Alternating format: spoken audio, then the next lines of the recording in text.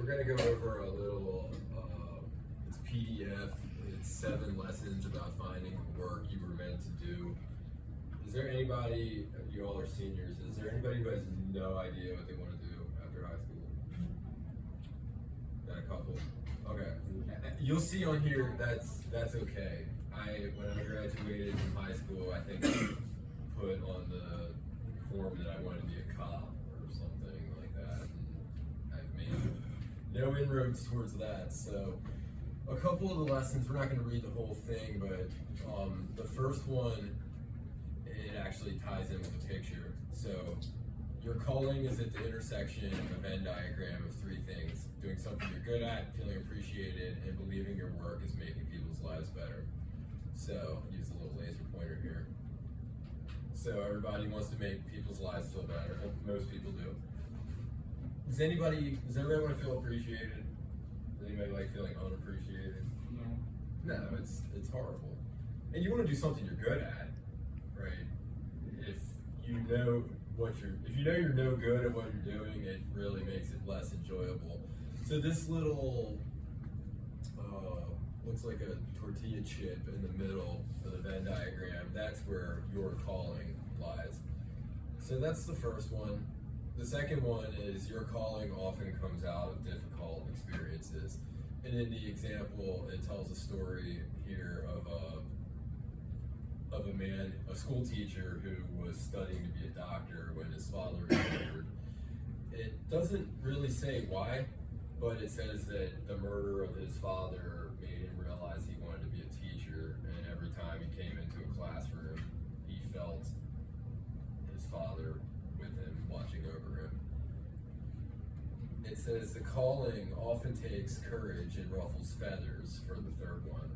So the examples it gives are about a black NASCAR driver in 1952 who had to deal. NASCAR is primarily based in the South. He had to deal with a lot of the same things that Jackie Robinson went through, and racism. And there is a story of a man who opened a grocery store in New Orleans after Hurricane Katrina to boost his neighborhood spirits. So these things, following your calling doesn't always mean, you might step on some toes along the way. The fourth one is that people often nudge you toward your calling. Has anybody ever told you that you're good at something or you should do something? Yeah. Do you want to share what? Or? My mom says I should be a park ranger. Yeah. Because I'm into that stuff, but I would like to be a vet. That's awesome. So you have a passion for animals and people know it. Yeah, that's really cool. Anybody else have anything like that they want to share? Or? Lawyer. That's a skill. Yeah, that's a skill. Did you? Sure. You didn't have to. Okay. Well, yeah, we have all our skills that people recognize and kind of point us towards. So we got 3 more. So just bear with me. Thank you for following along so well. So what comes after identifying your calling is what really matters.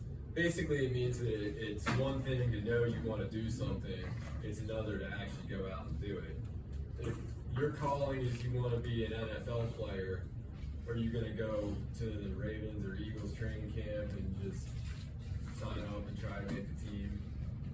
No, I know Mrs. Conway has a movie here where Mark Wahlberg plays a bartender who did just that, but 99.99% of the time you're going to play Pop Warner football, you're going to play high school football, go to college, get on a college team. So by the time you take your first kickoff in the NFL, you would work tirelessly along the way to get to where you want to be. So 6, the next to last one is that age is irrelevant. And this is one I didn't know what I wanted to do until I was 29 years old. So if you don't know what you want to do, you have plenty of time.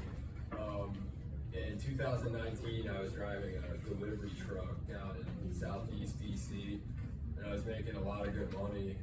it paid really well, but I was miserable. I hated it. Could barely stand waking up in the morning to go to work, so I knew I had to do something different. And I won't go into the whole story, but point being that you're never too old to go back to school. You're never too old to try something new. Mrs. Conaway worked for a credit card company before she became a teacher, so the world really is your oyster. And then the last one is the calling often doesn't come with a big paycheck. So remember the story we read about the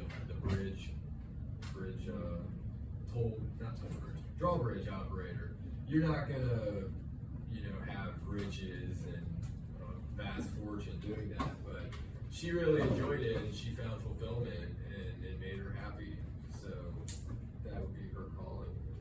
So, did anybody have any questions or concerns? Or is it pretty straightforward? Straightforward. Yeah, I feel like it. You guys get the gist of it pretty well. So anyway, that's just something to think about as you move through your senior year.